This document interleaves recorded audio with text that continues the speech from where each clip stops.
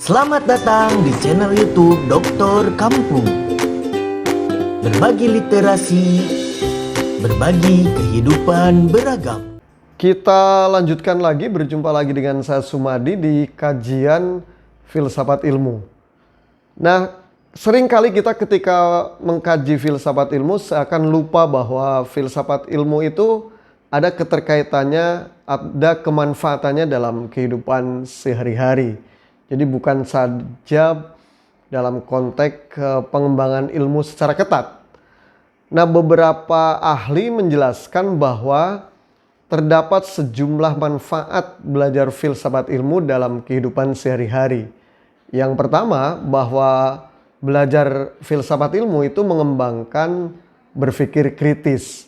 Karena saat kita belajar filsafat ilmu, kita berupaya memeriksa asumsi, memeriksa tentang metode-metode yang digunakan dalam sebuah riset, ya. Dan dari situ kita juga berupaya secara kritis memeriksa tentang asumsi-asumsi, bagaimana teori itu dibangun, ya, memeriksa tentang prosedur metode pengetahuan ilmiah yang dilakukan.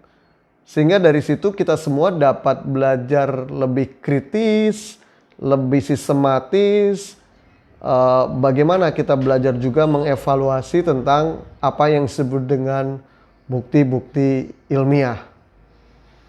Kemudian yang kedua, belajar filsafat ilmu dalam kehidupan sehari-hari, kita akan lebih memahami tentang hakikat ilmu.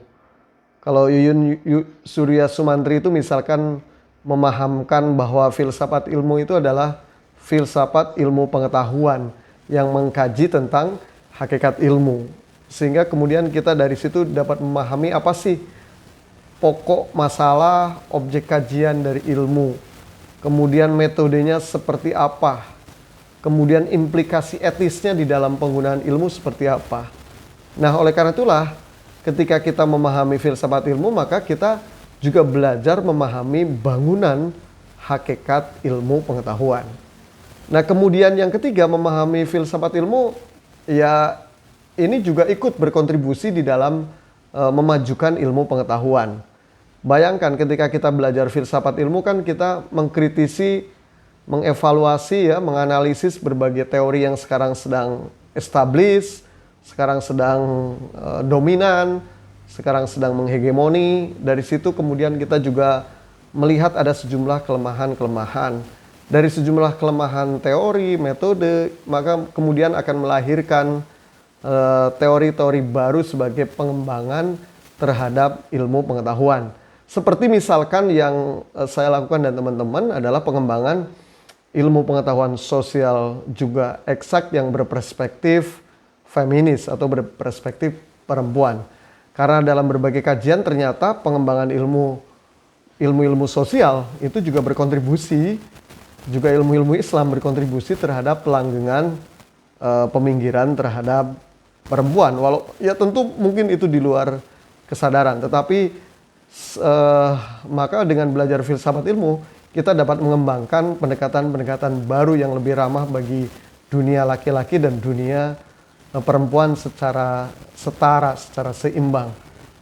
Nah, itulah filsafat ilmu berkontribusi terhadap ilmu pengetahuan.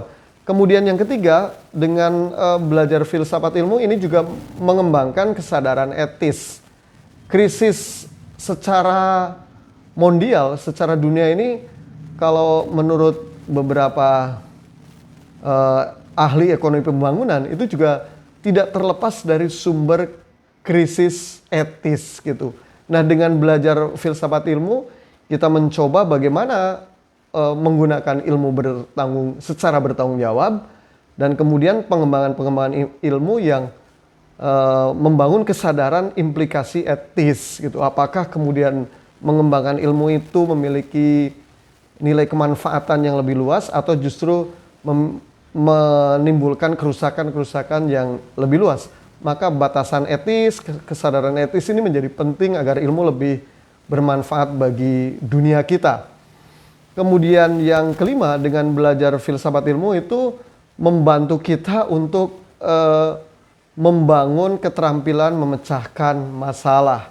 Karena belajar filsafat ilmu kan belajar secara sistematis memahami masalah, belajar menggunakan pendekatan yang lebih komprehensif, belajar juga kemudian membangun tadi kesadaran etis, sehingga kemudian ini akan melatih kita semua untuk mengembangkan pemecahan masalah dalam kehidupan kita sehari-hari.